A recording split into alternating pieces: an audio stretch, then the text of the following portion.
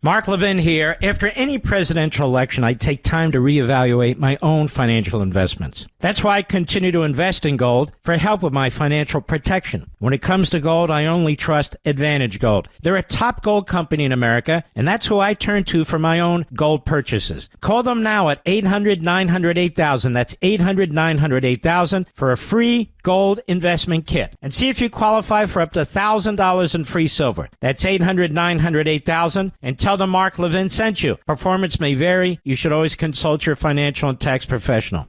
He's here. He's here. Now, broadcasting from the underground command post, deep in the bowels of a hidden bunker, somewhere under the brick and steel of a nondescript building, we've once again made contact with our leader, Mark Levin.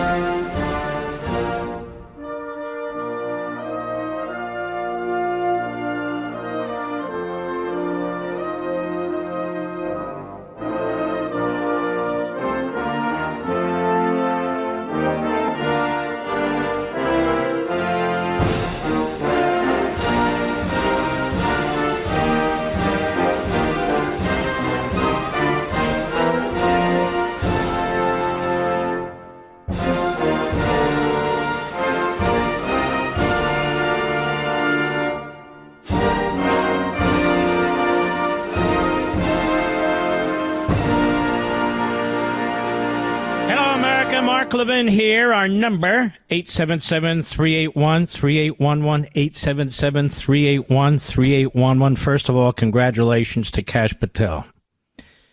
And many of you had a lot to do with that, contacting your members of the Senate, as we discussed. And I want to thank you for that. He's going to be a great director of the FBI. All the cabinet positions and individuals that we cared about have now been confirmed. So I want to thank you very, very much.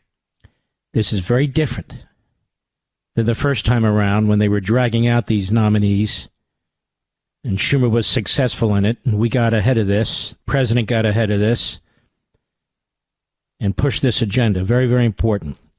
We talked about it here on The Blaze and on Fox, and I want to thank you all who got involved in that process, and I want to thank the Republicans who voted for these for these nominees as well. Very, very important for the presidency and this president to have these cabinet secretaries, to have these particular cabinet secretaries. You know, it's very weird, these aggregation sites or aggregator sites, whether it's Drudge or Mediaite and so forth. There's some really good ones.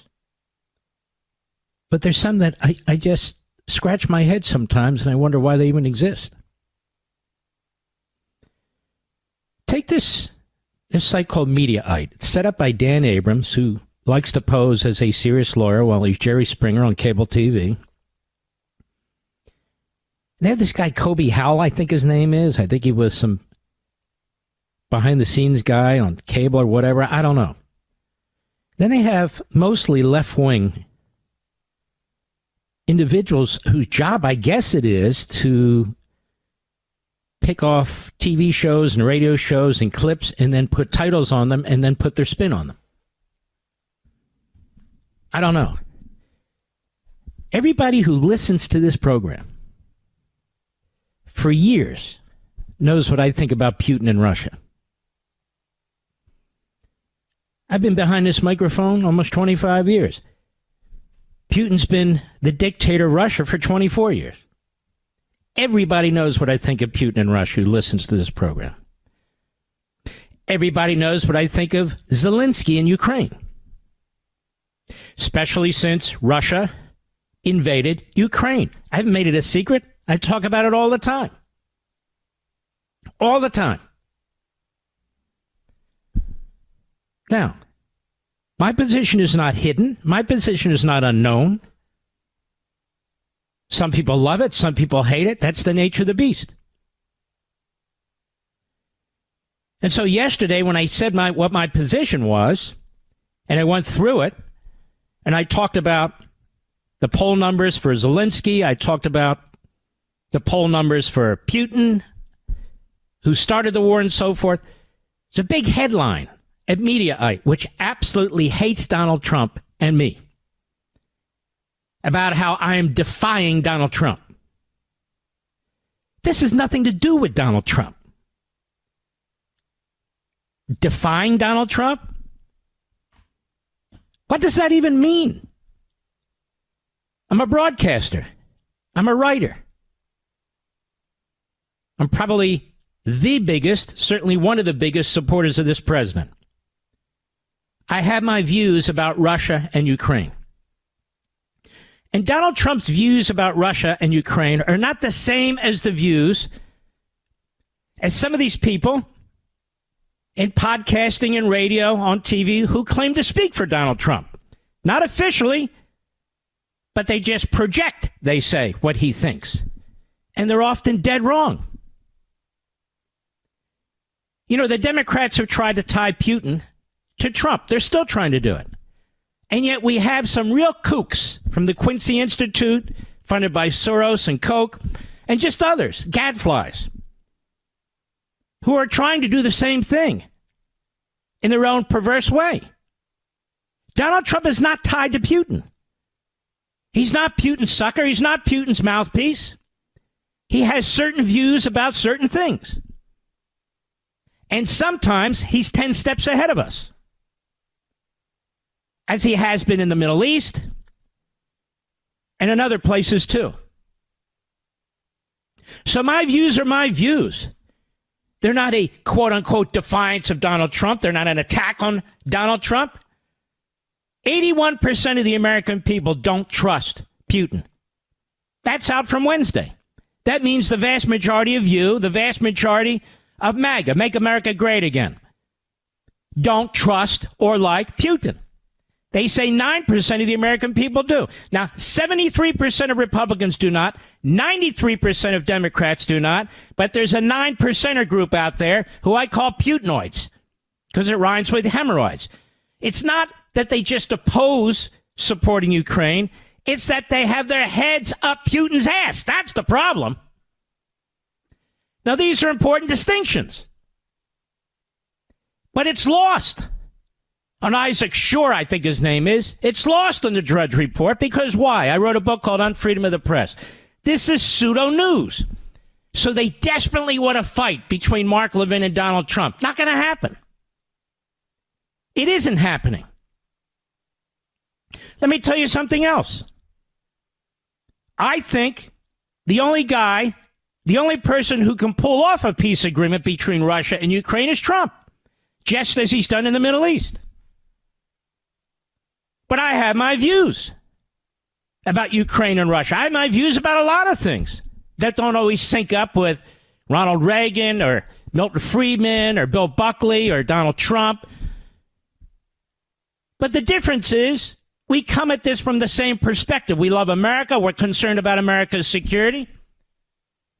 You know, big people, mature adults, they have discussions about these things. It doesn't mean it's personal. It doesn't even mean it has anything to do with Donald Trump. I gave my opinion. Now, when I said these Putinoids are un-American, they're dangerous, had nothing to do with Donald Trump. I couldn't have been more clear yesterday. You can go back on the Mark Levin show, which is where these guys went anyway, and listen to it. We put the audio of this show up a few hours after it's over. And go listen to it. I speak real English. Yeah, plain English. So even left-wing kooks looking for a fight can understand exactly what I'm saying. So these efforts, these efforts to bait hits, I guess they call it, right, Mr. Producer? At Mediocreite or at the Drudge Report, reject them completely. Now, I've also talked about Biden. Biden gave a lot of money to Ukraine and a lot of arms to Ukraine. and a lot of restrictions to Ukraine. So Ukraine couldn't win. So Ukraine's fighting a war against Russia that can blow out its cities, that can blow out its energy systems, that can do horrendous damage to the people of Ukraine. But Ukraine cannot attack Russian cities. So Biden did to Ukraine what he was trying to do to Netanyahu in Israel. Supported them to a point, restrictions on the use of their weapons. Do not take out Iran. Do not take out Iran's nuclear sites. Do not go into Lebanon. But Netanyahu went anyway. Thank God he did. And so forth. Don't go into Rafah. Don't go into these other. But so thank God he did. But Ukraine's up against Russia, a country that's 3-4 times the population, has a massive industrial center, certainly compared to Ukraine. Ukraine's mostly an agricultural country. So I don't even understand what the controversy's about, because there is none. These are pseudo events. This is an effort by pathetic sites to get clickbaits. Now, let me tell you something. I'll give you an example. The Mediaite, 2 stories. First one, conservative media should tell the unvarnished truth about Donald Trump's ghastly attacks on Ukraine. Same guy. Here's headline.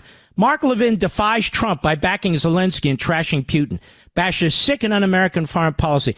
Aren't those headlines contradictory, Mr. Producer? First they say, Mark and others should tell the unvarnished truth about Donald Trump's ghastly attacks on Ukraine. The next story is, Mark Levin defies Trump by backing Zelensky and trashing Putin. So which one is it? Which one is it? They don't even know which one it is, because they're stupid. That's why they work at Mediaite, and that's why they're aggregators, and that's why they steal content from somebody else, put their own headlines on it, which are so misleading, and do what they do.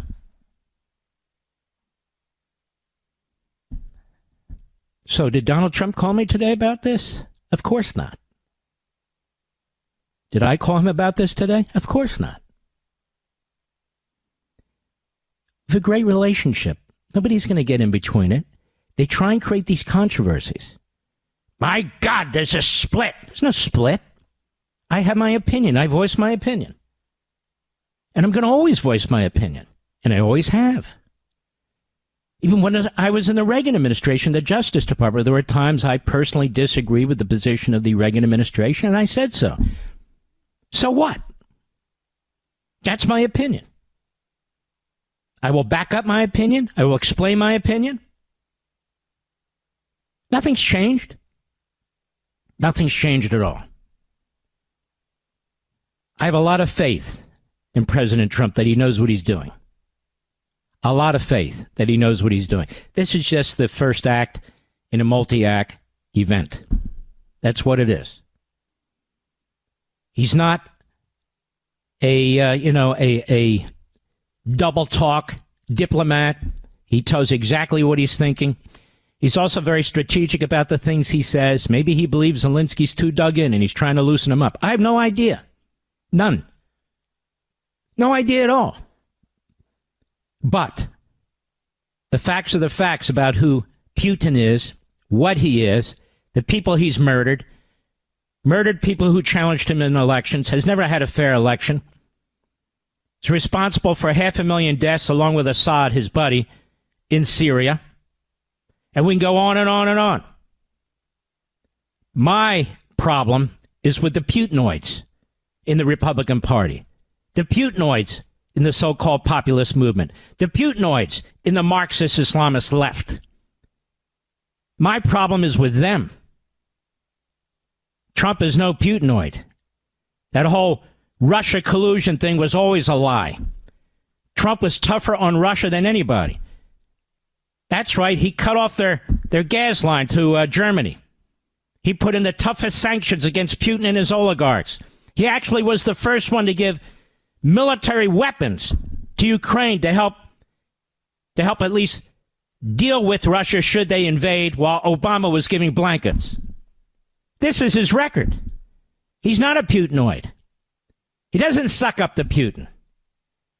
He's trying to do what he said he wants to do, bring peace to the region. And he'll do it his way, and strategically he's absolutely brilliant. And I will continue to give my opinion about Putin, about Zelensky, about Ukraine, and about Russia. And the problem with the 9% Putinoids is they don't even want you to have an opinion. You're either in with them or they're coming after you. I'm shaken. I could care less. I could care less 100%. So this has nothing to do with people who say, well, he's defying Trump. Trump doesn't roll that way. He's defying Trump. He has different people around him. Many of them give him different opinions quietly and personally. That's what he does. I'm not an advisor unless he asks me a question, which he does from time to time, not on this. And that's the way it is. There's nothing else to it. There's nothing controversial. And Mediaite, you owe me an apology, and Drudge. I don't even think Drudge runs that crap anymore over there at the Drudge Report. I just don't think so. I'll be right back. Mark Levin.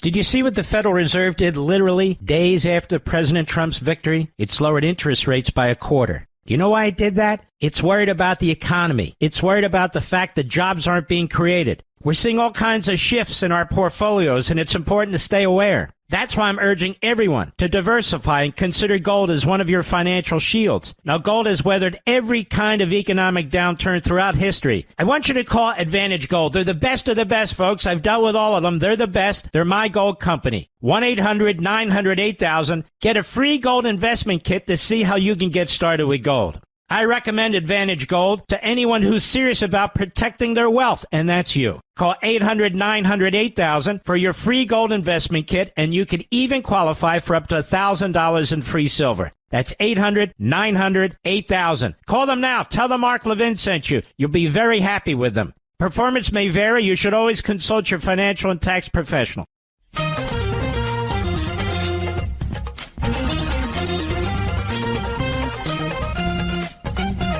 Horrors in Israel, just absolute horrors. And I have some breaking news, too, and we have the ambassador to the United States from Israel in just a few minutes. Did you see the video of the men, women, children? Hamas in camouflage as well? Partying, playing music, dancing, laughing? As the 4 bodies, the dead Israelis, were given to the Red Cross. Did you see that, Mr. Producer? It was stomach-turning. One of the babies, of course, was 10 months old, 9 months old, when they kidnapped the little boy. And the other little boy was 2 years old. They murdered them. And they murdered the mother. And they murdered this old man, the oldest of the hostages. And now there's breaking news from open source intel. IDF, after completing the identification process by the National Center for Forensic Medicine in cooperation with the Israel police, IDF representatives have enforced the Bibas family, that's the mother and the 2 babies that were murdered, that their loved ones, Errol and Kerr Bibas, of blessed memory, have been identified. During the identification process, it was found that the additional body received was not that of their mother, Shiri Bibas. No match was found for any other abductee. It's an anonymous body without identification. So they withheld the mother's body. They broke the ceasefire. There were multiple bomb attempts, terrorist attempts again in Israel on buses today. We're going to discuss that as well with the ambassador from Israel. Hamas needs to be obliterated, and in a very painful way. I'll be right back.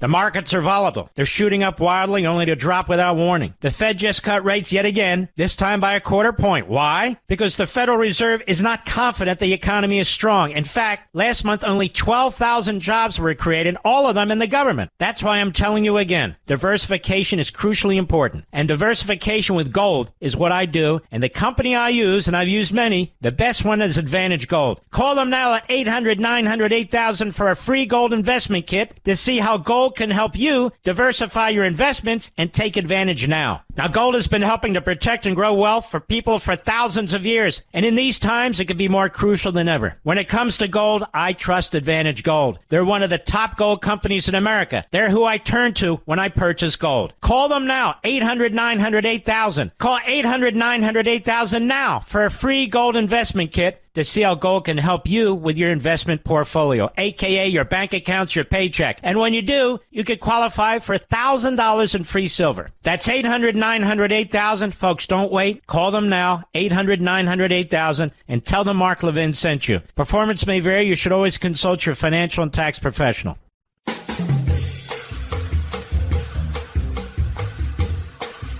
We're here with Ambassador Leiter, ambassador to the United States from Israel, who himself lost a son tragically in this war.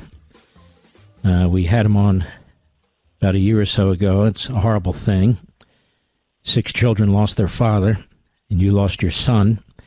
So you know what this is all about personally, Mr. Ambassador. And what's going on with this Hamas and the way they're even releasing these bodies is so disgusting, so barbaric. I'd like you to tell the American people what happened today and how the Israeli people view this.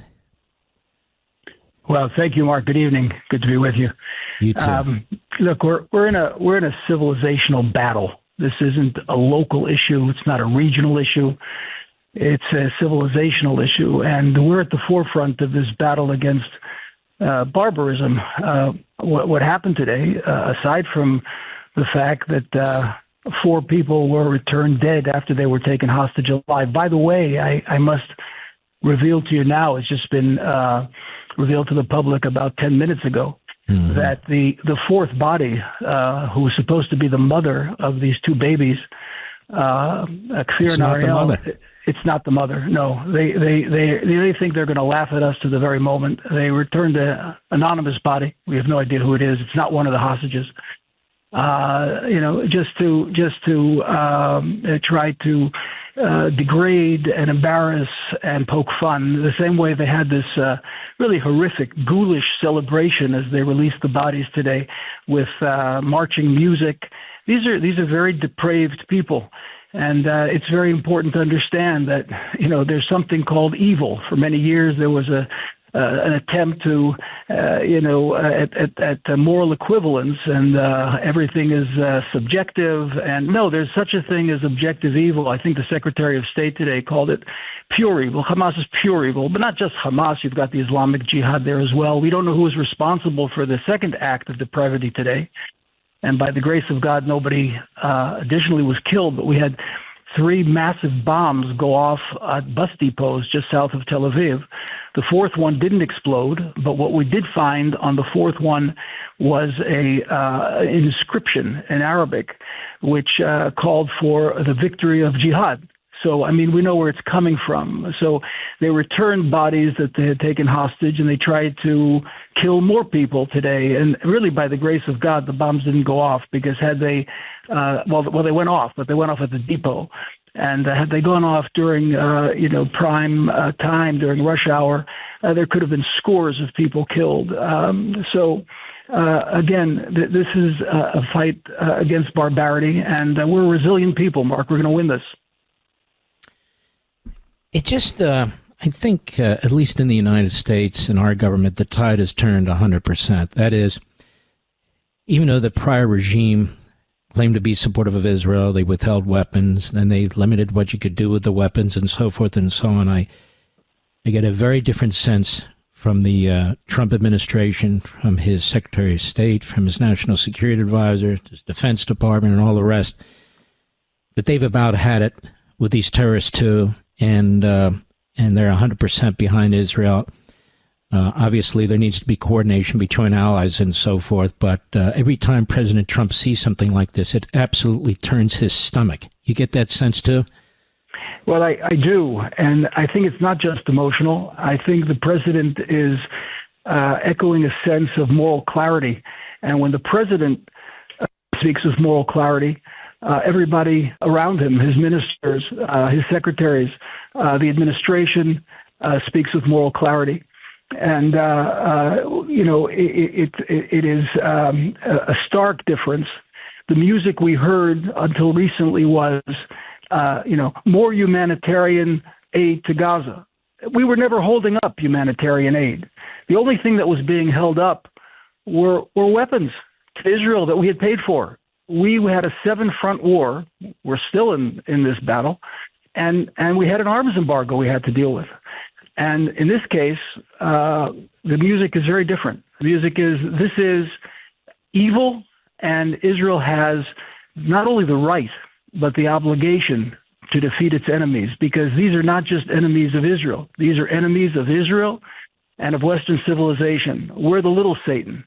You here in the United States are the big Satan. If we lose, they're coming for you next. So we need to win this battle for Western civilization, and we understand that, and we're poised to do that. And actually, they did come for us on 9/11, and they're going to come for us again, which is a very important point that you're making. This family, they lose the mother, they lose the 2 little babies. I mean, murdering a 9-month-old, and I believe Ariel was 4 years old at the time, these beautiful little boys and the mother, and we remember watching them take them away. You could see the absolute horror on the mother's face, like she knew, oh my God, something horrific is going to happen. I mean, the people in Israel must just be in such, first of all, pain and anger, no? Well, Mark, the father, Yarden, actually ran out of their home in the kibbutz of Nir Oz to protect his family. And he was snatched. He was taken hostage. And he didn't even know what happened to his wife and the 2 little children. They were taken separately afterwards and held separately. And there's going to be even more disturbing evidence coming out as to just how they were killed and when they were killed. I can't get into it now. But really, really horrific kind of behavior. It's depraved. And what we're feeling, well, look, we're feeling like a people at war. We're battle scarred. This has been a 1.5 years of war. You mentioned my son. I know so many people who, have lost last night, as a matter of fact. There were 12 orphans who lost their fathers who came to visit Washington. And I sat next to an orphan whose father was killed together with my son. Oh my God. You had 3 generations where, it's my son, his father, and they're killed together. They were the lead team that led the forces into Gaza and in response to October 7th, and they walked into a booby trap on the end of the second week of the war.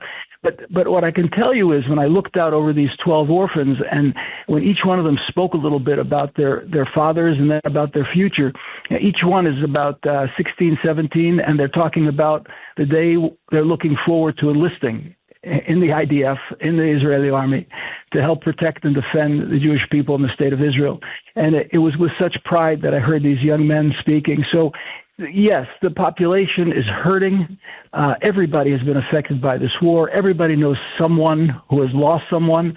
And then you have to remember all the injured soldiers. We've got over 5,000 seriously injured soldiers.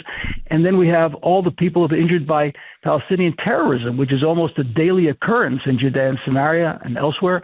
And then we've got tens of thousands of people who have been removed from their homes because of the Hezbollah missiles in the north, because of the attack in the south outside of Gaza. And people removed from their homes for 1.5 years also have tremendous issues to deal with, tremendous challenges. Many of them cannot go back yet to their homes. So we've got a nation in trauma, but it's also a nation resilient and determined to win this war. We're going to win this war. We're going to come out on top of the war because we understand this is our mission, and not just for ourselves, but really for humanity. It's a civilizational battle for humanity, which we must win. And with the help of the United States, with the help of the Trump administration, with the full backing of our closest ally, our big brother, we're going to do this right. You're listening to Ambassador Leiter, Israel's ambassador to the United States.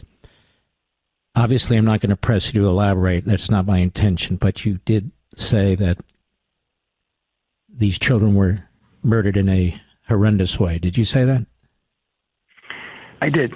I did, but it's premature at this point to go into any I don't want to press you. I believe that in the near future it's going to be released. It shouldn't surprise anyone. No, but we know disgusts us. Well, look, these people are being kept in underground tunnels. For God's sake, I made the point at a gathering in one of the big temples here in Washington the other night. It was 500 days. They were marking 500 days to the taking of the hostages. In the Ten Commandments, we've got "Thou shalt not kill." It's actually "Thou shalt not murder," because sometimes in war, for example, you have to kill. But "Thou shalt not murder" is the correct translation. And the next commandment is "Thou shalt not steal." And stealing, rabbis explain to us in that passage, refers to stealing human beings. You don't steal human beings. You don't hold human beings hostage. That's something that is, prehistoric almost. And these people want to take us back in time. A whole, if you go through Jerusalem, we have tunnels too. But these tunnels unearth history. And they take us back to the indigenous nature of the Jewish people to the land of Israel. And they show what it was like at the time of King David and King Solomon. You walk with a Torah book, which is really the book, which is the Bible. That you don't need to buy a Torah book. You just take the Bible, you walk through these tunnels, and yet these people, these Hamas and Islamic Jihad, these operatives of Iran, build tunnels too, but they're to keep people in dungeons down below and to keep missiles that they fire into our civilian population centers. Mark, I'm sure you know this, but the extent of the tunnels, and this was all international funding. They took the money instead of giving it to poor people who need it for social issues, for health issues, for educational issues. They used it to store missiles and now people, and there's 450 miles of tunnel. I mean, that's the width of the state of Pennsylvania in Gaza itself. That's what we had to confront. That's what our soldiers, our incredibly brave soldiers, had to confront. They had to fight a war above ground, underground. And I've spoken to many experts who were in Fallujah and Mosul and some of the most difficult battles. They said they didn't have to face anything like this. This is just beyond difficult. And we were able to do it with great courage, and while taking care of the civilian population at the same time.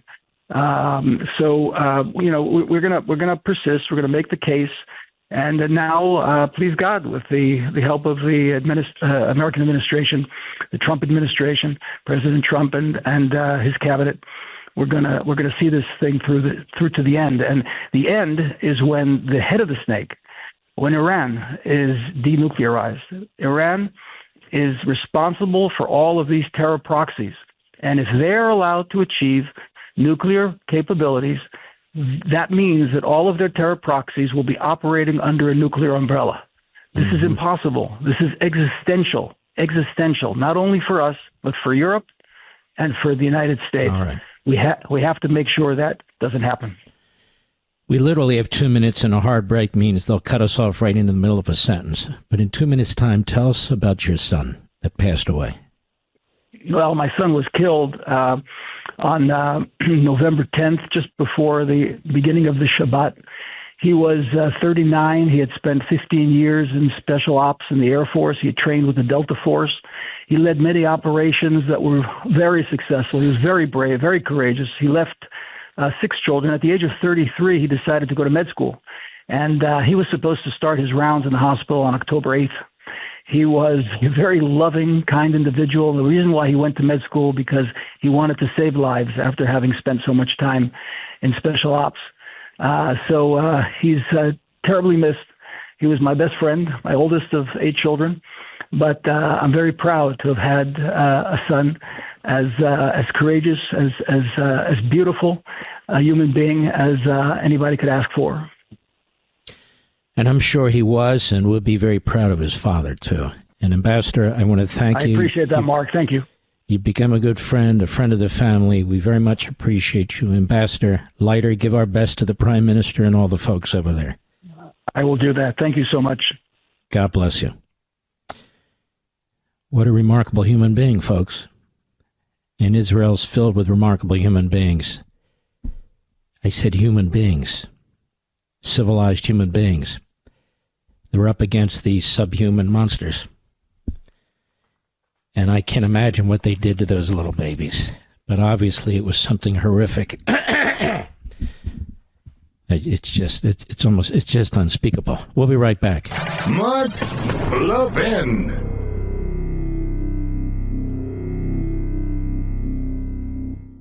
Did you see what the Federal Reserve did literally days after President Trump's victory? It lowered interest rates by a quarter. Do you know why it did that? It's worried about the economy. It's worried about the fact that jobs aren't being created. We're seeing all kinds of shifts in our portfolios, and it's important to stay aware. That's why I'm urging everyone to diversify and consider gold as one of your financial shields. Now, gold has weathered every kind of economic downturn throughout history. I want you to call Advantage Gold. They're the best of the best, folks. I've dealt with all of them. They're the best. They're my gold company. 1-800-900-8000. Get a free gold investment kit to see how you can get started with gold. I recommend Advantage Gold to anyone who's serious about protecting their wealth, and that's you. Call 800-900-8000 for your free gold investment kit, and you could even qualify for up to $1,000 in free silver. That's 800-900-8000. Call them now. Tell them Mark Levin sent you. You'll be very happy with them. Performance may vary. You should always consult your financial and tax professional.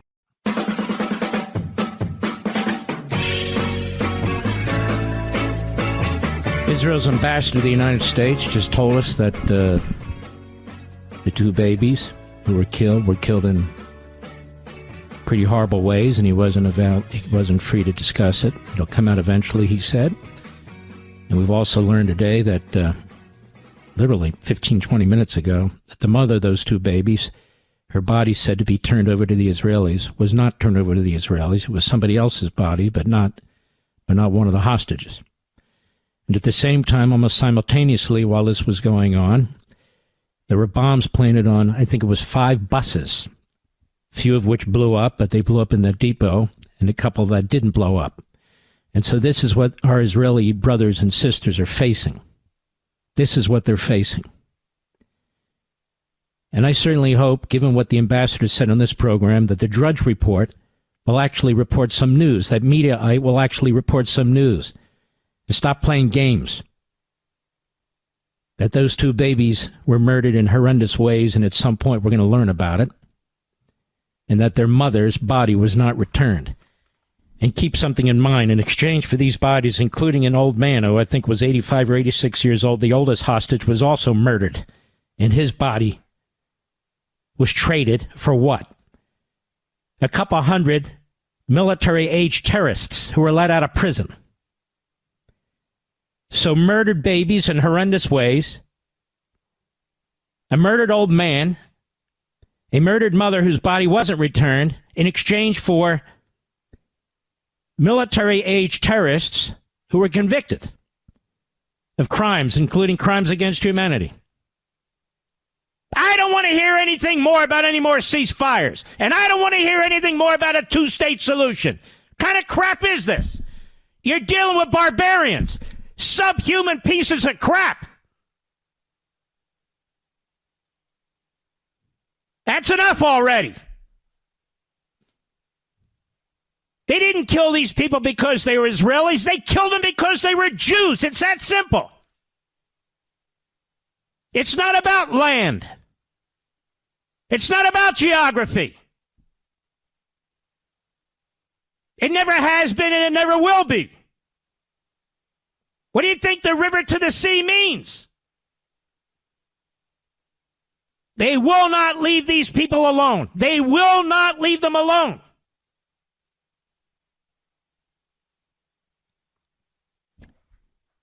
Some of our friends might call this a forever war. How do you end this forever war? You give up? You retrench? You isolate? Well, the enemy doesn't wait. They don't give a damn what you do. They're on offense, always. It's a lesson to be learned by we, the people, here in the United States of America. It's just horrendous. What they do to babies and women and all the rest of it, it's sick. I don't even think the Vikings did this, Mr. Producer. I don't think the barbarians that destroyed the Roman Empire did anything like this. I don't think Just Hitler. Hitler's the only one. They love Hitler. I'll be right back. This segment of the podcast is exclusively sponsored by Pure Talk. Pure Talk offers great coverage and can save your family money on your wireless bill every single month. Go to puretalk.com to find the plan that's right for you. Thank you again for listening, and thank you so much for this sponsorship, Pure Talk. He's here. He's here. Now, broadcasting from the underground command post, deep in the bowels of a hidden bunker, somewhere under the brick and steel of a nondescript building, we've once again made contact with our leader, Mark Levin. Welcome back, America. Again, we want to congratulate Kash Patel, our new FBI director. He's going to do a fantastic job. Fantastic job. And he's under attack already, and he hasn't even gone into the FBI office yet. Just constant attacks. You had this guy, Sheldon Whitehouse, who's a complete jackass, who belonged for the longest time to a country club that was whites only. Believe that? You got Richard Blumenthal, as Trump calls him, Denang Dick, because he claimed to have served in Vietnam and he never did. Then you have Chris Coons, the little bobblehead from Delaware, who was basically a puppet for Biden. And they all showed up in front of the FBI building today to warn us about Kash Patel. Here's Sheldon Whitehouse on the Constipated News Network today. Cut one, go. Well, the first thing it'll mean is that Republican senators who voted for him will own it. Because if he is as vindictive as his past shows he will be, if he has the foreign entanglements that his records show he has, and that comes back to haunt them, they will have known this. This will have been on the record. He is a very dangerous... How about he was a defense attorney, he was a prosecutor, he was a Capitol Hill staffer to Devin Nunes, and a very good one. He was an assistant to the acting Secretary of Defense. He was also involved in a number of surreptitious operations on behalf of the United States government. How come he fails to mention all those things? They just smear, and smear again. That's all they do. And he barely got through, 51-49. I know Susan Collins voted against him. Probably, I have to check it, so I might be wrong. Probably Murkowski. Will you double check that, Mr. Producer? So then we have Denang Dick, Richard Blumenthal from Connecticut. Cut two, go. The only question is whether my Republican colleagues will do the right thing. And let me say to... It's funny how always doing the right thing is doing the wrong thing when it comes to the Democrats. Shooting your own people politically in the back. They support every kind of reprobate for any position whatsoever, including President of the United States and Vice President of the United States. No problem. No problem. But look how they smear Kash Patel. Look what they try to turn him into. Go ahead. Who may vote for Kash Patel. This vote will haunt you. You will be held... Oh, we're so scared. Oh, we're so haunted. Yeah, just like we're haunted. We're so scared of Kash Patel. And when Kash Patel turns out to be a great FBI director, nobody will go back and make these clowns eat their words, will they? No, they won't. Then there's guy Chris Coons, so they always dig up and throw out there. Again, they're all outside the FBI headquarters building today. Cut three, go. Bureau needs and deserves a politically independent and capable leader to stand up for the brave men and women of federal law enforcement. And after the confirmation... Okay, thank you. Sit down. I was right. Murkowski and Collins, the Bobbsey twins, voted against Kash Patel. Of course. Then we have Representative Madeline Dean. Who's that? Nobody knows and nobody cares, but there she is on MSLSD. That's all they could find. They're looking for Chris Murphy. He wasn't available. They were looking for... number of the other reprobates. They weren't available. They couldn't find Raskin, Sanders, so they found Madeline Dean. Cut four, go. Do you know what Kash Patel called the January 6 rioters? Political prisoners. Well, he was right. Most of them were political prisoners. Most of them.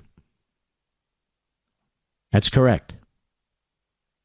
You know, your buddy Biden let out a guy who was convicted of murdering FBI agents. Are you aware of that? Did you criticize that, Madeline Dean? That's pretty heavy if you ask me. Go ahead. For is retribution, and he has called for it over and over again against, let me see here, he wants to come after any anti-Trump conspiracy. You know what's amazing, folks? They keep talking about what our people are going to do and not talk about what their people did do. When they went after Trump with lawfare, when they went after the people around Trump with lawfare, they did do these things. And they're warning us that we might do these things. It's just grotesque. Go ahead. I suppose that might even include me, since I served on the It won't include you. Nobody knows who the hell you are. That I can promise you. Go ahead. As one of the managers, a sad, solemn honor that I had. What the hell is she talking about? One of the managers of the second impeachment, I guess. It was sad and it was solemn. Are you kidding? It was giddy. They were giddy about it. Nothing sad and solemn about what they did. It was a hit job.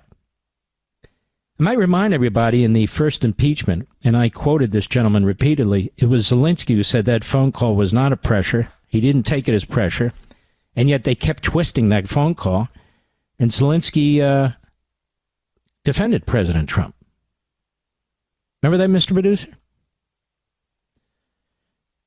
All right, let's see here. We have, just bear with me, ladies and gentlemen. Bear with me. Let's see. President Trump's plan to evacuate Gaza. You know what, ladies and gentlemen? Our friend David Friedman, former ambassador to the State of Israel. It looks more brilliant by the day. It's the only solution there is. That's it. He said President Trump's plan to evacuate Gaza looks more brilliant with each passing day, and never more so than today. Gaza showed its true colors today, and they are dark and ugly, parading around the bodies of innocent Jewish children to the cheers of living Gazan children is a new low in the annals of history. Did you observe a single Gaza resident in the last 500 days trying to help these poor hostages, even the hostages who had dedicated their lives to improving Palestinian life? Not a single one. He says, the hell with them all, disperse them all from the apocalypse that they alone have created and start again with different people with different values. People have had it. They've absolutely had enough. And now we know that the body of the mother wasn't the body of the mother. And they had all these bombs going off. Now they count 6. A couple went off in these buses, but they were still in the depot. Others were found they hadn't gone off. They were planning a massive terrorist attack right in the heart of Israel today, while they were celebrating the murder, apparently the horrendous murder of these babies. I'll be right back. Mark Levin.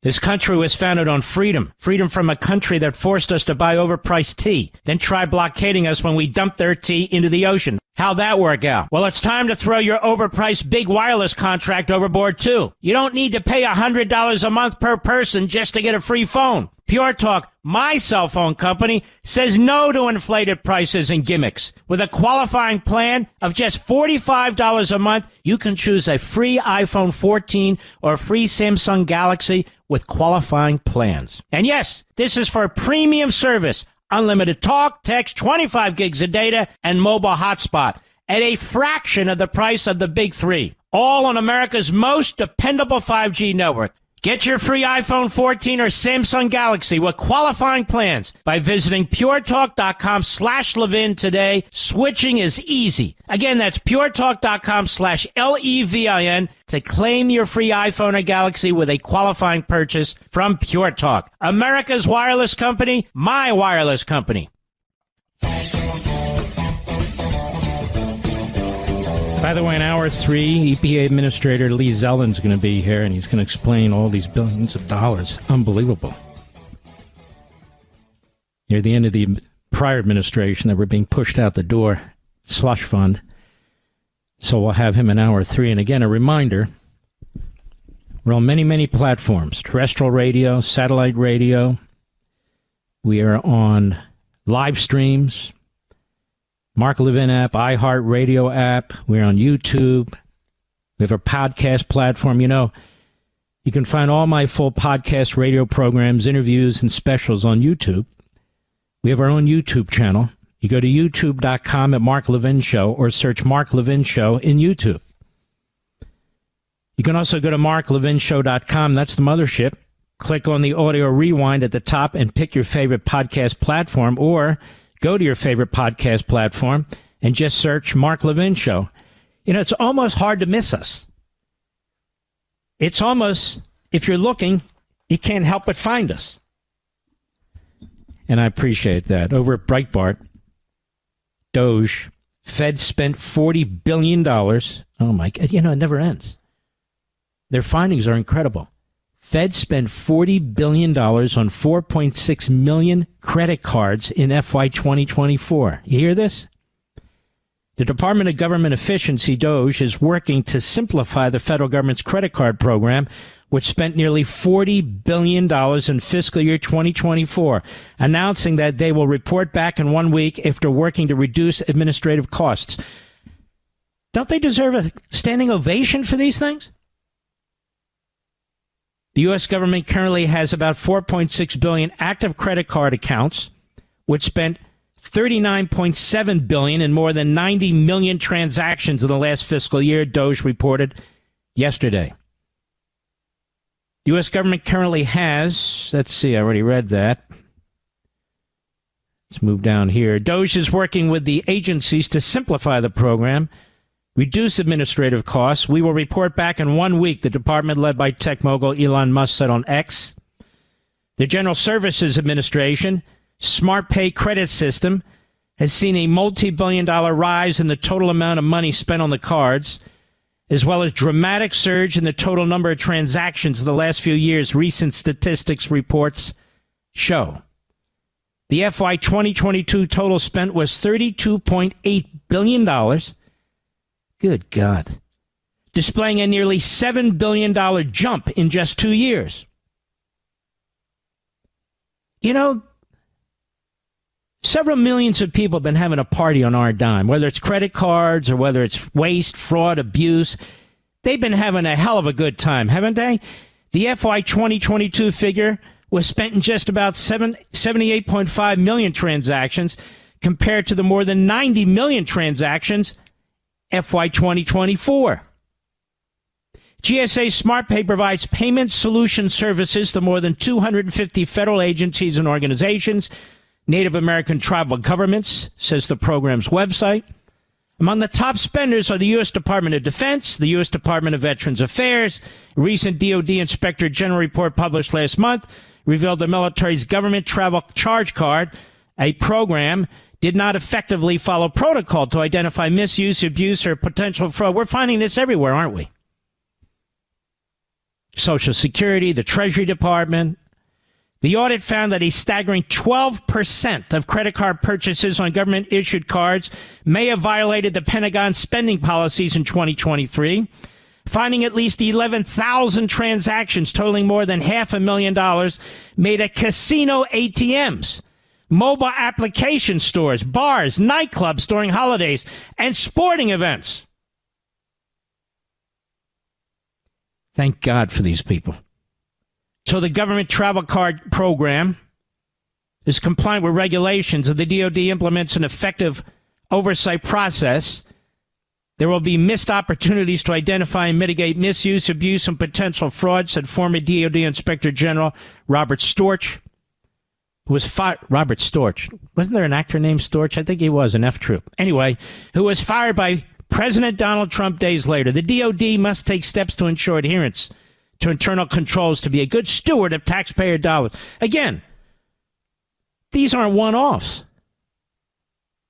This is happening everywhere. Billions and I mean, I wonder how much they've saved us so far, Trump and his folks. A tremendous amount. A tremendous amount.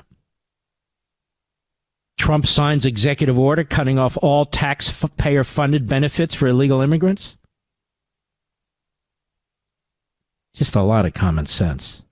New York Post, Trump signed an executive order barring illegal immigrants from receiving federally funded benefits. He said, my administration will uphold the rule of law, defend against the waste of hard-earned taxpayer resources, protect benefits for American citizens in need, including individuals with disabilities and veterans. The president noted that the Personal Responsibility and Work Opportunity Reconciliation Act, that's a mouthful, of 1996, ostensibly prohibits illegal immigrants from obtaining most taxpayer-funded benefits. But he argued that in the decades since its passage, numerous administrations have acted to undermine the principles and limitations directed by Congress. That's for sure. Trump claimed that the Biden regime repeatedly undercut the goals of the law, resulting in the improper expenditure of significant taxpayer resources. As a result, taxpayer resources have acted as a magnet for migrants, he pointed out, fueling illegal immigration to the United States. Trump's order directs the head of every federal agency to identify all federally funded programs administered by the agency that currently permit illegal aliens to obtain any cash or non-cash public benefit. Take all appropriate actions to align such programs with federal law. He ordered government officials to ensure, consistent with applicable law, that federal payments to states and localities do not, by design or effect, facilitate the subsidization or promotion of illegal immigration or abet so-called sanctuary policies that seek to shield illegal aliens from deportation. This is great. Trump's executive order, writes the New York Post, also asked federal agencies to enhance eligibility verification systems to the maximum extent possible in an effort to exclude illegal immigrants from taxpayer-funded benefits. He tasked the DOGE group, led by Elon Musk, with identifying all other sources of federal funding for illegal aliens and recommending additional agency actions to allow. You know what's amazing? All the money and programs that are set up for illegal aliens, it's stunning. The order demands that agencies refer any improper benefits going to illegal immigrants, the Department of Justice and Homeland Security, for appropriate action. And this is part of the administration's all-of-government crackdown on illegal immigration. It's amazing. It's amazing what's been taking place, and it's amazing how wonderfully and quickly this administration is taking action. I'll be right back. This country was founded on freedom. Freedom from a country that forced us to buy overpriced tea, then tried blockading us when we dumped their tea into the ocean. How'd that work out? Well, it's time to throw your overpriced big wireless contract overboard, too. You don't need to pay $100 a month per person just to get a free phone. Pure Talk, my cell phone company, says no to inflated prices and gimmicks. With a qualifying plan of just $45 a month, you can choose a free iPhone 14 or a free Samsung Galaxy with qualifying plans. And yes, this is for a premium service. Unlimited talk, text, 25 gigs of data, and mobile hotspot at a fraction of the price of the big three. All on America's most dependable 5G network. Get your free iPhone 14 or Samsung Galaxy with qualifying plans by visiting puretalk.com/Levin today. Switching is easy. Again, that's puretalk.com/LEVIN to claim your free iPhone or Galaxy with a qualifying purchase from Pure Talk. America's wireless company, my wireless company. Mark Levin, the research arm of conservative media. Call in now, 877-381-3811. Listen to this one. Every day. From the Daily Wire, we're going to have Lee Zeldin on the program in about 45 minutes or so. Hour 3. A nonprofit linked to failed Georgia Democratic gubernatorial candidate Stacey Abrams. Ready? Received $2 billion from the Biden administration in 2024, the DOGE group found. Power Forward Communications, PFC. The nonprofit was established in October 2023 and received a $2 billion grant in April 2024, just 6 months after it began operating. Reported the Washington Free Beacon, which is a fantastic publication. Let me go to the Washington Free Beacon because they reported it first. Power Forward Communities received the Green Energy Grant despite the fact that it was founded months earlier in late 2023, never managed anywhere near the grant's dollar figure. It reported just $100 in total revenue during its first 3 months in operation, according to the latest tax filings. This Stacey Abrams-linked group, Powered Forward Communities Grant, was one of just 8 greenhouse gas reduction fund grants that the EPA doled out in April 2024, and that altogether totaled $20 billion. EPA Administrator Lee Zeldin announced that his staff, the Department of Government Efficiency officials, had discovered this. The revelation that Power Forward Communities is among the beneficiaries of the funds Zeldin's team located raises ethics questions about how the Biden administration selected recipients of such massive grants, whether it played favorites when doling those grants out. Yes, I imagine it did. I mean, they had $100, they had no real experience, and then they get $2 billion, Mr. Producer? This is insanity. Of course, Abrams was a vocal proponent of the Biden administration's green energy agenda and campaigned for former Vice President Kamala Harris. It also appears to violate concerns expressed for years by Republicans. The Biden regime allies would prop up organizations that were specifically designed to receive federal funding under programs like the Greenhouse Gas Reduction Fund, which was created to operate as a green bank for Democrats' behemoth Inflation Reduction Act of 2022. That bill was so massive and so unnecessary. It was a slush fund, $2 trillion that they threw in every direction. This whole climate change thing is a scam. It's a scam to enrich the left. I made a commitment to members of Congress and to the American people to be a good steward of tax dollars, and I've wasted no time in keeping my word, Zeldin told the Washington Free Beacon.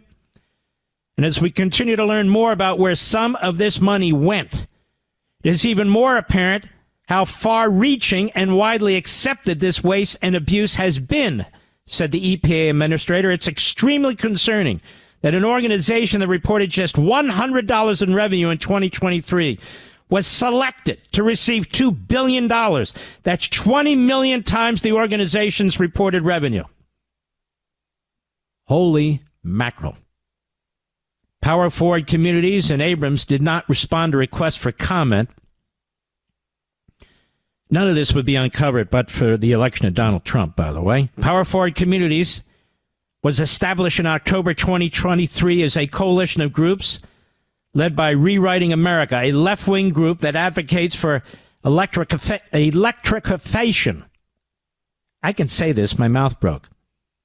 Electrification policies and a transition away from fossil fuel dependencies. Oh, yeah, right, $2 billion. $2 billion. According to its website, Powered Forward Communities is the first nationwide program to finance home energy efficiency upgrades at scale.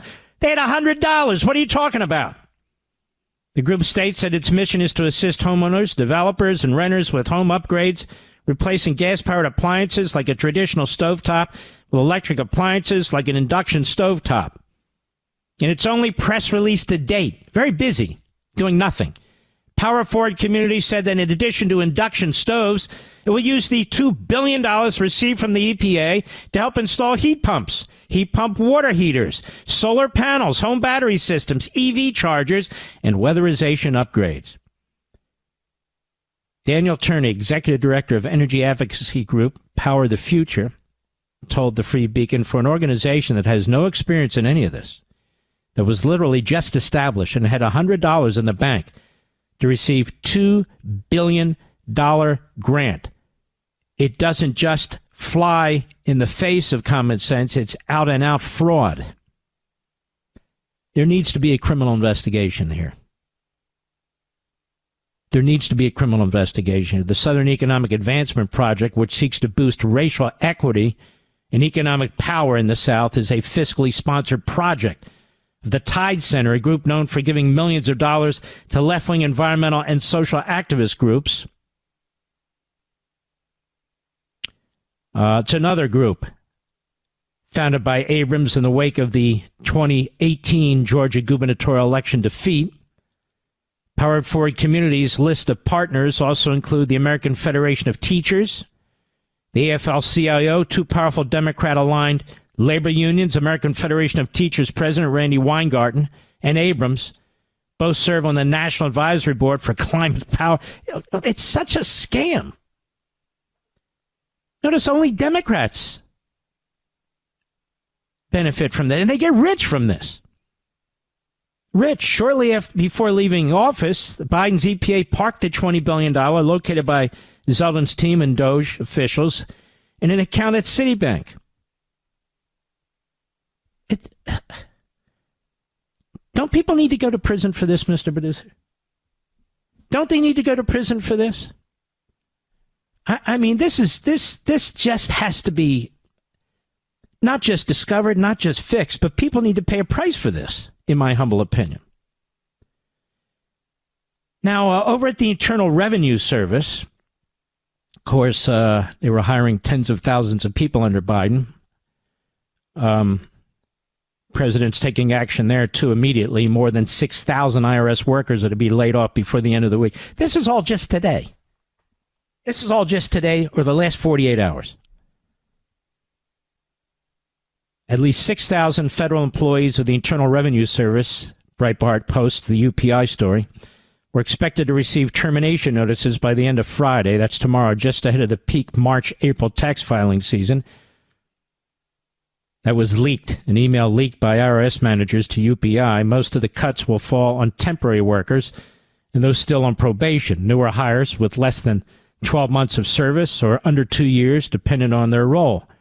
The New York Times, CBS News, and Politico reported. So again, this is the low-hanging fruit, and they haven't even gotten to the rest of their fruit. At some point, they will. I mean, they are working at laser speed here. The small business, self-employed, large business, and internal divisions will be most affected, with more than 3,500 employees, about 3.5% of the agency's total staff expected to receive termination. Well, they're either newbies or part-time employees or they're on probation, so it's not like they're essential. And of course, former agency's officials and the Democrats warned and warned, and they warned and they warned and they warned and they warned some more, as the country would be going bankrupt right under our eyes if it wasn't for this election. How important was this election? You know what? This election we always knew was important, but it's actually more important than we actually knew. We said we need to save the republic, but look at this. We've never seen anything like this. At least I don't think we have. So we have $40 billion and 4.6 million credit cards. All kinds of money being spent for all kinds of reasons. Not even carefully monitored. They don't know how to carefully monitor it. We have $2 billion going to a Stacey Abrams-aligned group that before that had $100. I mean, look at this. President has signed an executive order. He said, that's enough. Illegal aliens don't get anything. Amen. Signed an executive order to get rid of 6,000 of these people out of the IRS. Amen. Amen. Very important. And this stuff just keeps showing up. There's more and more and more. You know, wait until they finish going through the bigger departments. I mean, the Pentagon's the biggest of them all, and I'm a big supporter of the Pentagon, but I'm certainly not a supporter of fraud, waste, and abuse. And a lot of those credit cards involve the Pentagon. I'll be right back. Mark Levin.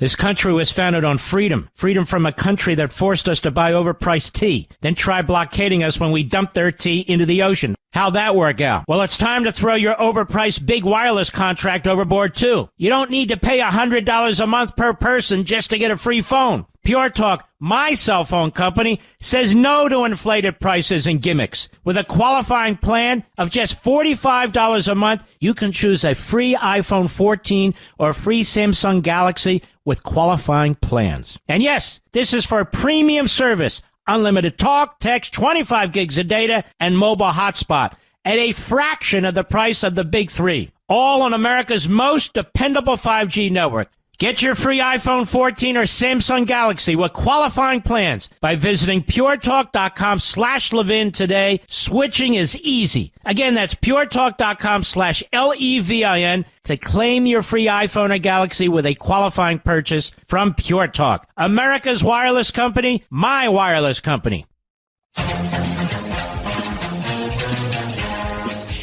You know, there was something Zelensky did that really wasn't that smart. That really wasn't that smart. And he seems to have backed off today. And I think Mike Waltz hit it on the head at the White House today. Cut 16, go. His goal, Peter, is to bring this war to an end, period. And there has been ongoing fighting on both sides. It is World War I style trench warfare. His frustration with President Zelensky is that you've heard is multifold. One, there needs to be a deep appreciation for what the American people, what the American taxpayer, what President Trump did in his first term, and what we've done since. So some of the rhetoric coming out of Kyiv, frankly, and insults to President Trump were unacceptable, number one. Number two, our own Secretary of Treasury personally made the trip to offer the Ukrainians what can only be described as a historic opportunity. That is for America to co-invest with Ukraine in their minerals, in their resources, to truly grow the pie.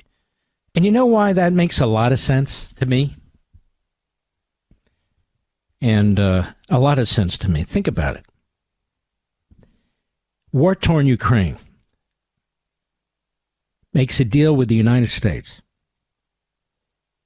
The United States gets a piece of the action, and Ukraine gets a piece of the action in the development of their minerals and their economy.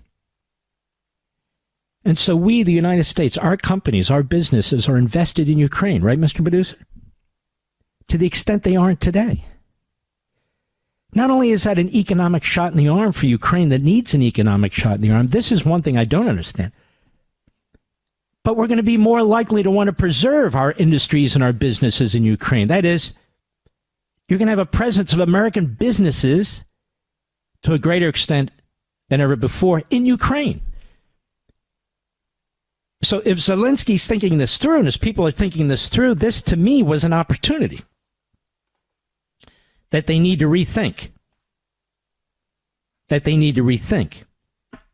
Not only would help America, because we need access to these minerals, and we've invested a lot in helping Ukraine, that's 100% true, but it would help Ukraine.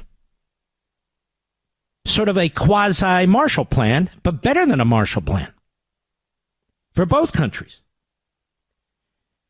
So I think Waltz is a very honest, straight shooter. I know him to be that. And he was an honest, straight shooter here. And he said, here's part of the problem. That is a problem. And of course, Putin's a problem. He's a killer. He's a madman. He's evil. But having said all that, I hope this isn't a missed opportunity. I think Zelensky should circle back, and rumors are he may well circle back. Because, look, when Donald Trump makes an offer or he says something, that is, he's a deal maker. That's the first chip that's thrown on the table. This is why what Mediaite do and Drudge do, it's a great disservice to this audience and all audiences. Because I support Donald Trump, and I know in the end he will make a good peace deal.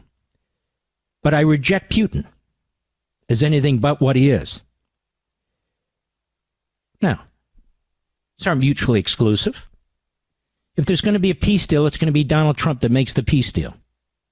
And he's not going to sell out an ally. I can't think of any ally he has sold out. Can you?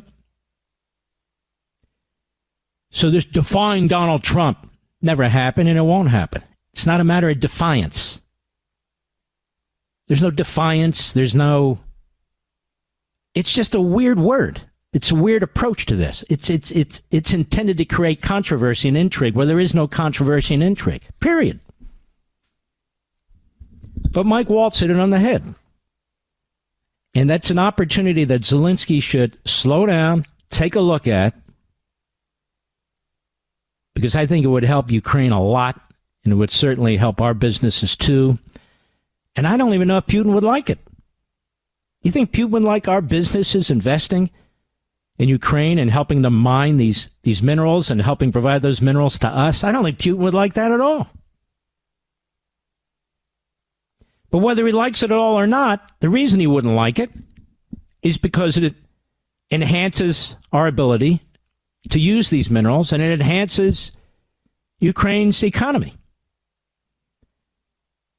So I actually think it was an opportunity missed by Zelensky, and I think he should watch his rhetoric, don't trash mouth our president, and circle back. That's what I think he should do. I think Waltz was right. And as I say, I think so far it's an opportunity missed, but I have a feeling that in the end, it'll be an opportunity embraced. Senator Mitch McConnell announced on the floor of the Senate today that he's not going to seek re-election, Mr. Producer. And honestly, I didn't think he would. First of all, to be, fair about it, he's not healthy. He's just not healthy, and he shouldn't run again. Dianne Feinstein ran when she shouldn't have run, and you have these other people. Robert Byrd did the same thing. They basically wound up dying in office. And Thad Cochran from Mississippi had advanced stage, as I understand it, of dementia. These are sad situations that happens to people as they get much older. So McConnell wouldn't have won anyway. I don't think he would have won in a primary. And you can see he doesn't care by the way he's casting his votes. Although he did cast his vote for Kash Patel today, didn't he, Mr. Producer? I am a little surprised by that. But what's he going to do? Vote against all of the Trump nominees? Apparently not. So Kash Patel's in. I don't know who's left. Maybe the Labor nominee who Rand Paul has a huge issue with. A lot of people have a huge issue with. It's not really on my radar. But the ones that needed to get in are in. And that's a good thing. I'll be right back.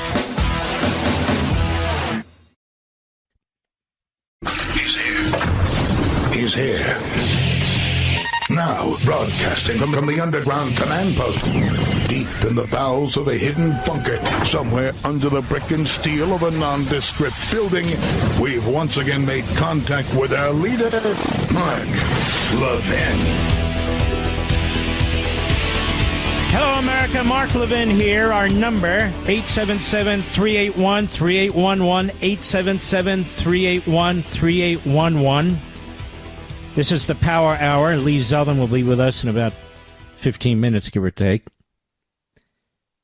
It is really weird, the media. They're so now hung up on Elon Musk that you have people coming on their programs. Why are you allowing Elon Musk to do this? Why are you allowing Elon Musk to do that? There's almost no reporting on the things that they're finding. It's crazy. And the extent of it is unbelievable. It's unimaginable. The amount of money we're talking about is unthinkable. And so there's Sean Duffy, Transportation Secretary. He's on CBS Morning today. And they want to know, why would you allow Elon Musk to look into the things that you do there over at the Transportation Department, like the FAA? Cut 18, go. He sought the help of Elon Musk, who founded the aerospace company SpaceX, and whose team toured the FAA's command center outside Washington this week. Why wouldn't I ask Elon Musk? Why wouldn't I ask some of the best minds in the world to come in and offer us advice on how they think we can improve the system? How do you avoid the potential conflicts of interest? See, this is the thing, conflicts of interest. Was Nancy Pelosi ever asked about conflicts of interest? Seriously, I'm quite serious. And what's the conflict of interest? The guy's worth $400 billion. What does he want? A couple of dollars out of the FAA? The conflict of interest. Any comment about conflict of interest when any dark money billionaires are involved in anything, or the Soros family's involved in anything? When they took over 200 radio stations? Any questions about conflicts of interest with the FCC? I mean, this is a joke. Go ahead. I don't want to see conflicts of interest. So he was talking to air traffic controllers. didn't plug into the system, but looked at the terminals that they use, the technology that they use, asked them, had a back and forth about what works well for you, what doesn't work well. You see it less as a DOGE project and more as like Elon Musk a la Accenture or a consultant sort of. Well, when you think of DOGE, or America thinks of DOGE, they think of cutting, right? We're in the space of building. I want advice on how do we build out better infrastructure, and we're going to spend money to do that. But that will also require Congress to act. We have to get rid of the red tape. So what is this? What is this? How they insert these little comments by this guy Van Cleve, the voiceover. Also required Congress to act. Well, it would be nice if Congress actually did something productive and positive. Go ahead. And we have to do this very quickly. We can't wait 4 years, 6 years, 10 years. We have to do it right now. Again, shouldn't people be patting him on the back? He's trying to improve the system. What did Buttigieg do? He didn't do a damn thing. Nothing. Cut 19, go. Some Democrats on the Hill are demanding answers about Duffy's decision to cut jobs at the FAA in the midst of the recent accidents. All the critical safety positions like air traffic controllers and inspectors, all of those positions have been protected. No one's been fired. Actually, we're hiring into those spaces. So 352 cuts is 0.8% of the workforce. Incredibly small.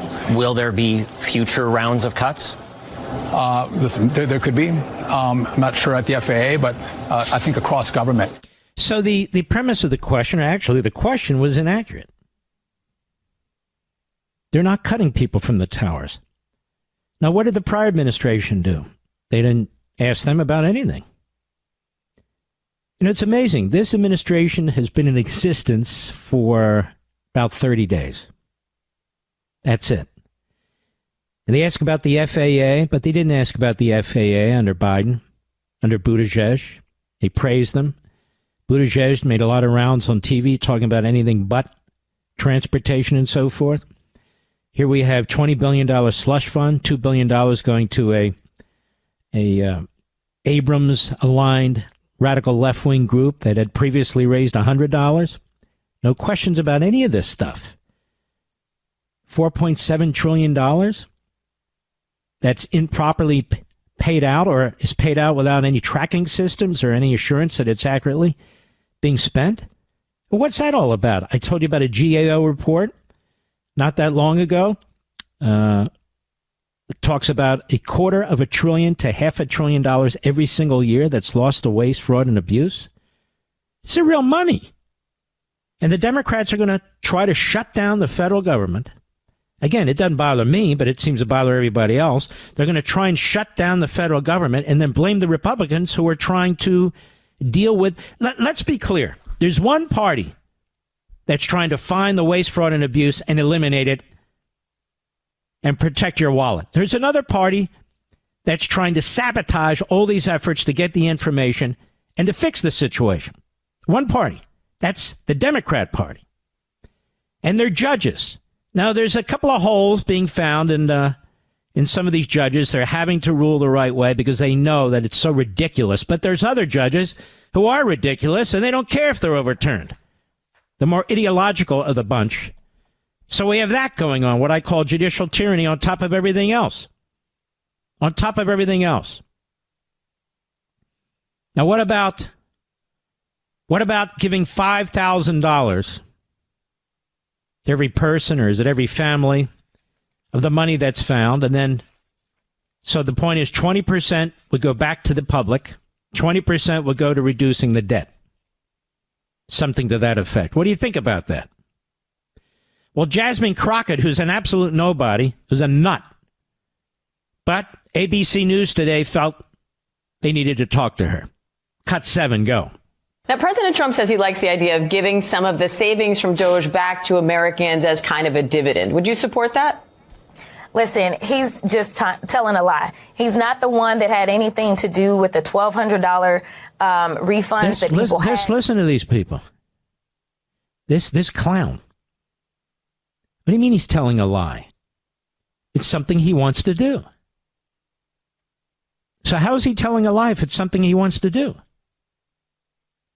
How do you work with people like this? Seriously, bipartisanship. How do you work in any way, in a bipartisan way, with a nut job like this? Or any of the rest of them, for that matter? Go ahead. That was done by a Democratic House and Democratic Senate. Right now, what they're going to do is say, hey, we want to give you a refund, but Congress won't let us. Shut up. Now, let's go to Kevin Hassett, National Economic Council Director. He's at this White House briefing today. He's a really good economist, by the way, and that's why he's there. And, of course, we have Caitlin Collins, who is a low IQ Democrat dressed up as a journalist, dressed up as a phony member of the CNN phony news platform. Cut 6, go. On these potential checks that you might send out from DOGE, is there a concern as you're thinking through this that they could be inflationary? Oh, absolutely not, because imagine if we don't spend government money and we give it back to people, then if they spend it all, then you're even. But they're probably going to save a lot of it, in which case you're reducing inflation. Okay, and also, when the government spends a lot, that's what creates inflation. We learned that from Joe Biden. And so if we reduce government spending, then that's, reduces inflation. And if you give people money, then they're going to save a bunch of it. And when they save it, then that also reduces demand and reduces inflation. It's also called basic economics, but, it's CNN. What do you expect? We'll be right back. Mark Levin.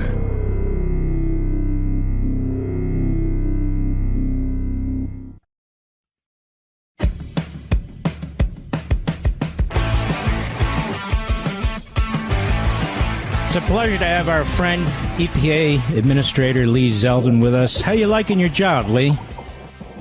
Oh, I'm loving it. And especially serving with President Trump, he is locked in and kicking ass. Sure is, and so are you, and so is Elon Musk. So let's start with this $20 billion slush fund, and then let's get into the Stacey Abrams aspect of it. There was a video that came out a couple of months ago, Project Veritas video. They got a Biden EPA political appointee talking about how they were throwing gold bars off the Titanic, rushing to get billions of dollars out the door before President Trump was sworn in, and giving out the money with an eye towards getting jobs for themselves from the recipient NGOs. So we've been trying to find the gold bars. We've found $20 billion worth parked at a bank outside of government. Well, the EPA under Biden gave out all of the money up front, and it was going to 8 recipients. 8 recipients, NGOs, all pass-throughs, received all $20 billion. That includes $2 billion for Power Forward Communities, which is Stacey Abrams' organization. Another $5 billion went to another entity where the person who gave it out, the director of the Greenhouse Gas Reduction Fund, was giving it out to his former employer. And that money was going to other entities, and some of them were pass-throughs. And I read through the grant agreement a little while ago for the $2 billion that went to Stacey Abrams' NGO. And page 1 of it says that $2 billion has to get distributed within 21 days. Holy. And then page 7 of the grant agreement says that within 90 days, they have to complete a training called How to Develop a Budget. I would suggest that if you don't know how to build a budget out, 1, that you need to take the training before you get $1, and 2, you definitely shouldn't be getting $2 billion. I would think for that kind of money to go out, and sums much smaller than that kind of money, there would be some kind of a process. I mean, is there any way to know who directed this, who was responsible for it, the communications that took place between the EPA and that particular recipient and so forth? Yes, and it was actually multiple agencies. You had EPA and Treasury and OMB, the Office of Management and Budget. They were all working together to develop this scheme to get the money out. And now in writing, they took steps to limit the amount of oversight and accountability that government would have on purpose. September 18th is the financial agent agreement between Treasury and the bank. That limits oversight in many respects. The account control agreement dated November 1st, that was with the grant recipient. Again, there were 8 primary recipients, the bank and EPA. That also has all sorts of measures to limit EPA oversight. But then once the money goes to the subgrantees, EPA isn't even a party to those account control agreements. And they were amending the account control agreements right up to inauguration. They were amending three of them on January 13th, just a week to go. And now here's the craziest thing. If I send a notice of exclusive control to the bank right now, I have to show that I have met all sorts of different elements of a crime being committed. And even when I do, it creates more powers, not less, for the grantee. The grantee can respond by telling the bank, hey, here's the other bank where I now want you to move my money, now that EPA has established this notice of exclusive control. So if I say that there is fraud committed in this letter to the bank, the grantee can respond by moving their money to some other bank. Are you going to be able to pull any of this money back? This is something I've been working closely with the Justice Department and the Department of Treasury. Pam Bondi's amazing, and now she has a new FBI director as of a few hours ago, and Kash is going to be fantastic. And that is something for them to be running point on. We're here to help them as much as possible, and I have a lot of confidence in Pam Bondi and her team. And they have been very focused, serious, and deliberate with this. Has there been any effort to contact these 8 recipients or organizations to tell them, hold off there, boys and girls, we're going to try and get that money back? The money is currently frozen. At this point, this is something where Justice Department is in the lead. That's all I can say. Mm-hmm. So it's under investigation, I guess? I can't confirm that. Nor deny, which means yes. Okay, it's all right. I would have to forward you to our friends at the Justice Department. Well, a $20 billion slush fund, I mean, that is outrageous. And to push it really in the last months of the Biden administration, that's unbelievable. And OMB, really, the White House staff knew about these sorts of things. Don't you think this is the tip of the iceberg as Musk and DOGE keep going through these departments and agencies one after another? Take off your EPA administrator hat for a second. You know, EPA is a big deal. It mostly does grants and contracts. People don't realize it really doesn't do a lot of scientific work and so forth. It pays for all that stuff. But you've got other departments and agencies that are like 10 times the size of the EPA. Can you imagine?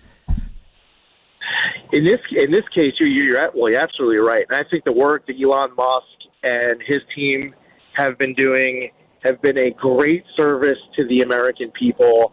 I could say from personal experience that they have identified many grants that I have since canceled, which as of the next round of grants, it will be over $100 million. After the first round, it was $60 million. I did the first 9 working with them.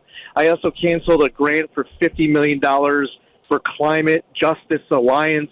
It's an organization that says that climate justice runs through a free Palestine. We canceled over $1 million worth of media subscriptions. We are trying to protect every dollar we can, and Elon's been doing this with all of these different agencies, and God bless him for it. Mm-hmm. Are you getting any nasty letters from Democrats on the Hill for some reason telling you to stop this or something or other? Absolutely, and they want the money for their friends. Yeah, I gave you the example of Stacey Abrams' organization getting $2 billion in 2023. Get this, Mark. In 2023, Stacey Abrams' organization received a total of $100. Mm-hmm. In 2024, they got a $2 billion grant. The amount of self-dealing that's going on, the conflicts, they want to take care of their friends. And now you can make an argument that there is a community that has been left behind, and they have this really important environmental issue where we need to deal with that. But in the name of that, to be giving out billions of dollars to your friends to do left-wing activism, that doesn't sit right with me. Well, you're doing a great job in the 13 minutes you've been there, Lee. Don't hang up, Lee. We're going to carry over to the next segment, if you don't mind. We'll be right back.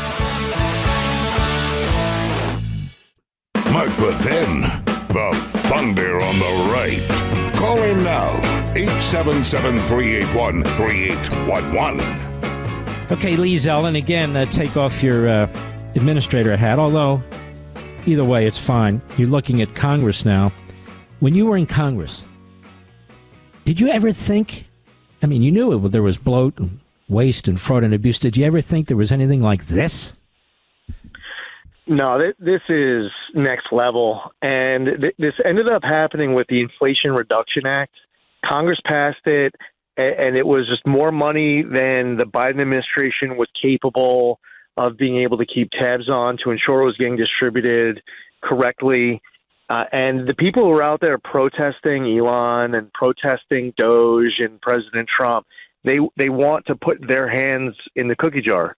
And they're upset that they're losing out on their stash that they secured passage of. I spent 8 years in the House. As you know, I've seen plenty of waste and abuse, but I haven't seen anything like the way this funding is getting just basically pushed out the back door the last half a year of the Biden administration because they just weren't able to do it themselves responsibly. So they said, well, here, NGO friends, you could do it. And even now, when you look at the party opposite, the Democrat Party, they have absolutely no interest in uncovering any of this stuff, do they? They're actually outraged that we have a zero tolerance for even a penny of waste. And whether it's $100,000 saved, it's $10 million saved, it's $20 billion saved, any amount, large or small, is our duty as a good steward of tax dollars. It is our fiduciary duty to the taxpayer. It is our oath. We should all be universally all focused on making sure that we're not wasting money. But they're actually outraged. A whole bunch of congressional Democrats sending me letters and calling up and protesting at our front door because we're not just sending it out, no questions asked. I made a commitment to the American people. I made a commitment when I was going through my confirmation hearing in Congress that if confirmed, that I was going to make it a top priority to get to the bottom of all this. And other members of President Trump's cabinet did the same thing as well. And yeah, for these congressional Democrats, they just want the money out, no questions asked. They don't even care if it's getting wasted. Isn't it because it's going to their friends, it's going to their causes, It's supporting their ideologies, 100%. So they don't give a damn if there's waste, fraud, and abuse or not?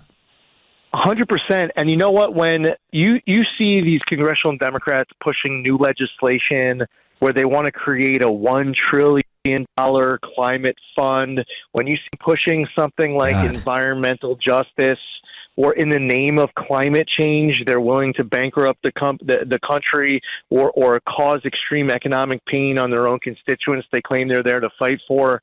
The words and the ideas that might poll well is one thing, but the actual implementation of it is something that at this point, Americans should be a lot more informed, a lot more aware of, and don't let the Democrats pull the wool over our eyes.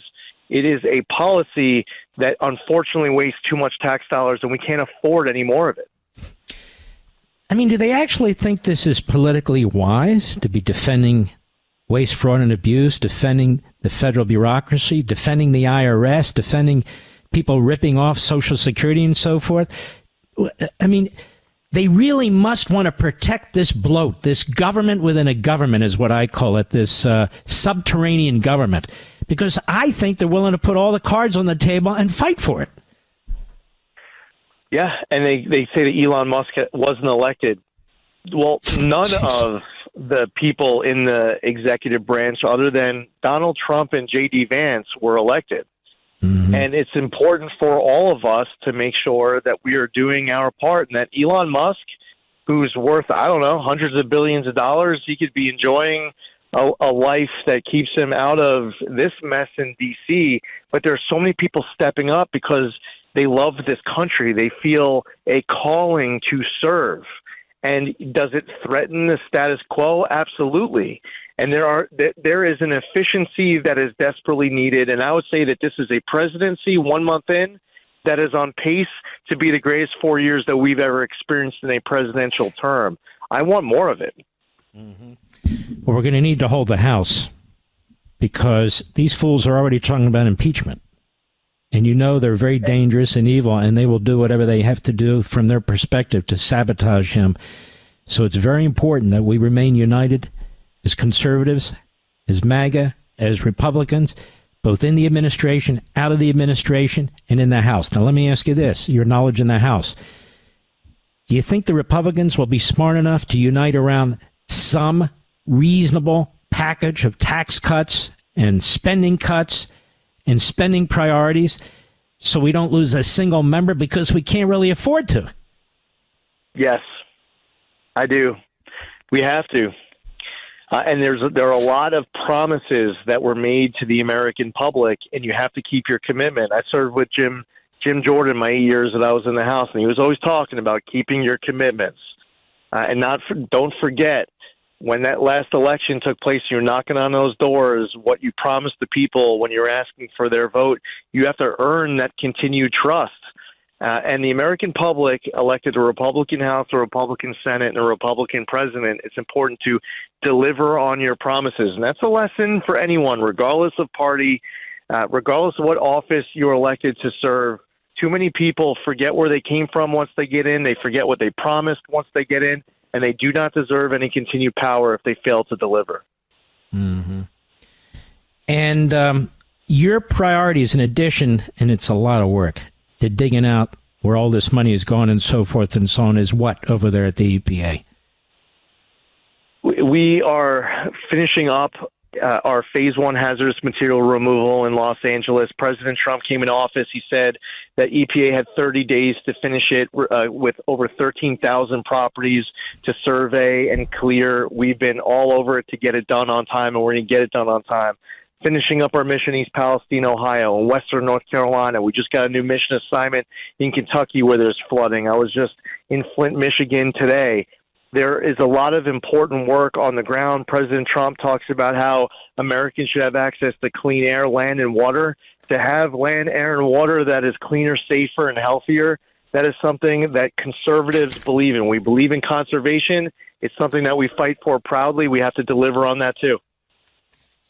Yeah, the Democrats believe in spending money and rewarding their ideological soulmates.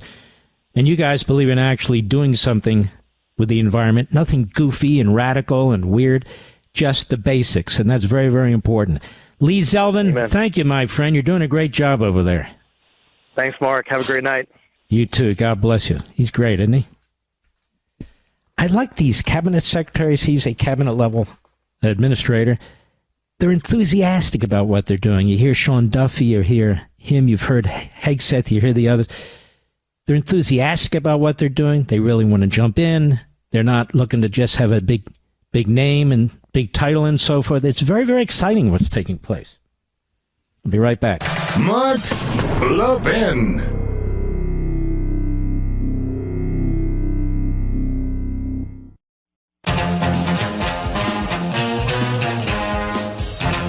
All right, let's jump into the gene pool a little bit here. Let's go to Asher, Chicago, Illinois, XM Satellite. How are you, Asher? Yeah, hi, Mark. This is Asher. Thank you for taking my call. Yes, I just sir. wanted to know.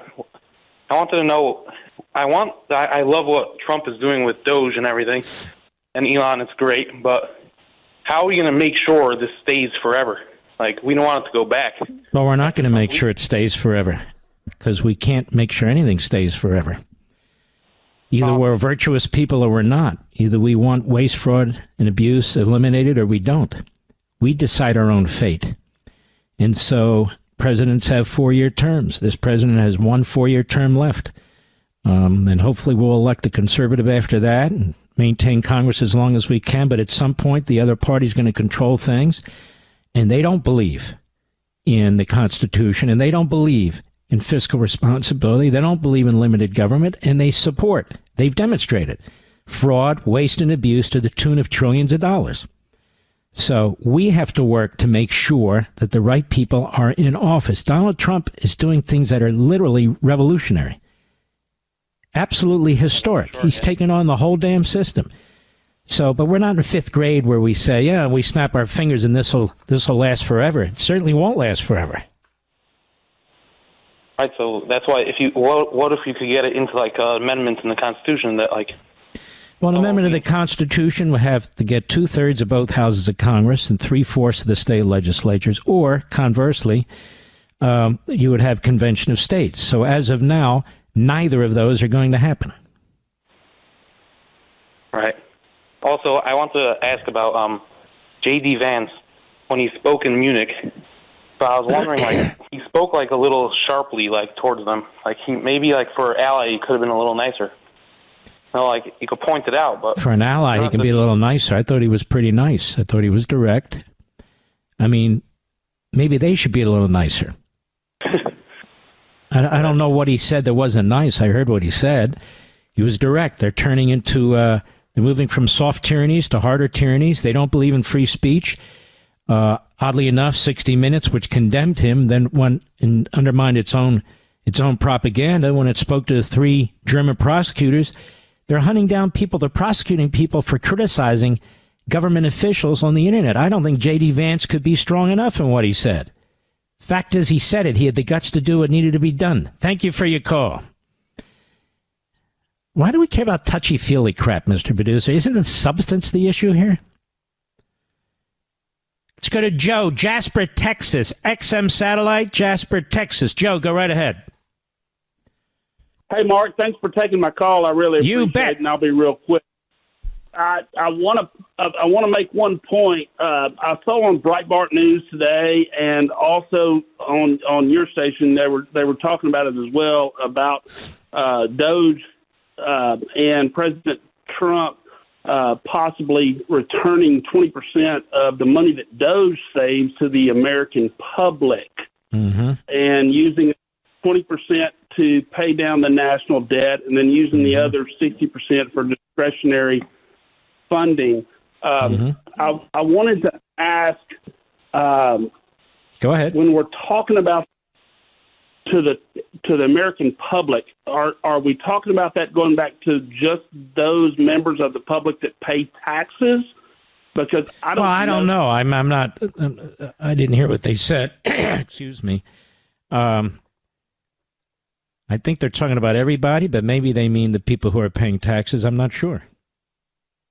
I think it would serve them better if they were talking about the taxpayers, because I don't know what the numbers are, but I would just assume that probably 30 to 35% of the American citizens don't pay taxes. I think they want to make it as simple as possible. You know, you have people saying, well, what about billionaires and millionaires? And other people saying, you know, what about...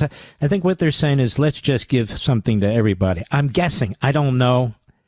But I'll know by tomorrow. I'll see if there's any public information available on this. All right, Joe, thank you for your call, my friend. It's a good question. Let's go to Tony, New Jersey, the great WABC. Go. Hi, Mark Levin. I'm glad that I have a president who's a good steward of God and country. For what he's doing in our country, he is able to, Mark, with his vision, go forward with Gaza. Gaza is a land that was devastated from the time of the Philistines, and now God has found a man who can go and clean up Gaza.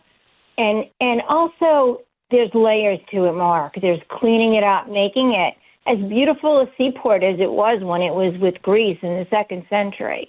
But more than that, it's going to be a place, I believe, Mark, in layers of justice, where the righteous and the goodness of the land is going to be seen. And the world is a place where the world is going to say, we won't tolerate this anymore.